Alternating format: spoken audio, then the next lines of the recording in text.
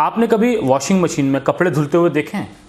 طریقہ کیا ہوتا ہے؟ گندے، میلے، کچیلے، بدبودار جو ہمارے استعمال شدہ کپڑے ہوتے ہیں، ہم انہیں واشنگ مشین میں ڈالتے ہیں، اپنی مرضی کے مطابق اس میں پانی بھرتے ہیں، اپنی من پسند جو ہمیں پسند ہوتا ہے یا جس کے بارے میں ہمیں سننا ہوتا ہے، جس کے بارے میں ہم نے سنا ہوتا ہے کہ یہ زیادہ اچھا ہے، یا جس کا ہم نے خود نے تجربہ کیا ہوتا ہے کہ یہ زیادہ اچھا ہے، وہ واشنگ پاؤڈر، وہ ڈٹرجنٹ ہم اس میں ڈالتے ہیں، ساتھ میں اس کو مشین کو جتنی دیر ہمیں ٹھیک لگتا ہے ہم اسے چلاتے ہیں۔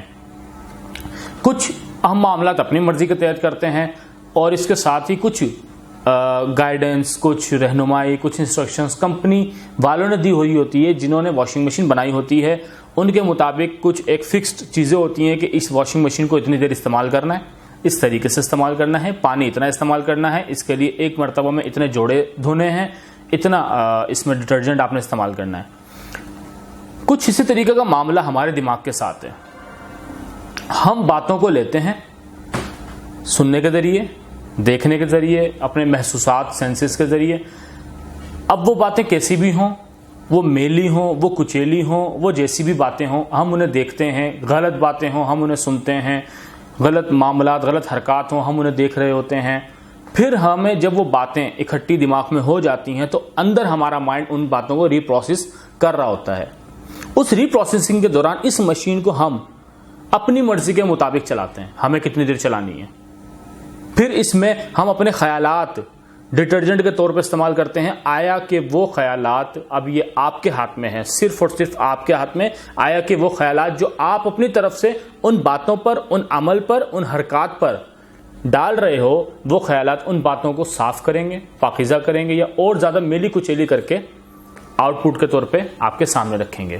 ہم ڈٹرجنٹ کا جو استعمال کرتے ہیں، ایک نئی چیز کا، پانی کا، سرف کا، جو گندے کپڑوں پر استعمال کرتے ہیں، وہ اس نیت سے استعمال کرتے ہیں، اس ارادے سے استعمال کرتے ہیں، اور صرف اس لیے استعمال کرتے ہیں کہ ہمارے جو کپڑے گندے تھے وہ اب صاف ہو جائیں۔ وہ جو باتیں ہم سوچتے ہیں، وہ جو حرکات ہم دیکھتے ہیں، ان کے ساتھ ہم اپنے خیالات کا، اپنے تجربات کا، اپنے علم کا جو ڈٹرجنٹ، جو سرف لگاتے ہیں، وہ بھی اسی لیے لگائیں کہ وہ باتیں، وہ حرکات، وہ معاملات وہ ٹھیک ہو جائیں، نہ کہ ان کو مزید گندا کر کے دوسروں کے سامنے پیش کریں۔ ہم جب بھی کوئی بات سنیں تو کوشش یہ کریں کہ اس بات کو اچھے طریقے سے لیں۔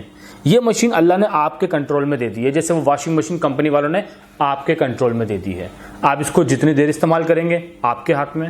جو ڈٹرجنٹ، جو خیال، جو معاملات، جو تجربات، جو علم اس کے اوپر لاگو کریں گے آپ کے ہاتھ میں ہے۔ جتنی دیر اس کو استعمال کریں گے آپ کے ہاتھ میں ہے، اور گندی، میلی، کچیلی، بدبودار باتیں سننے اور دیکھنے کے بعد بھی ان کو کتنا صاف کر کے باہر نکالیں گے، یہ بھی صرف آپ کے ہاتھ میں ہے۔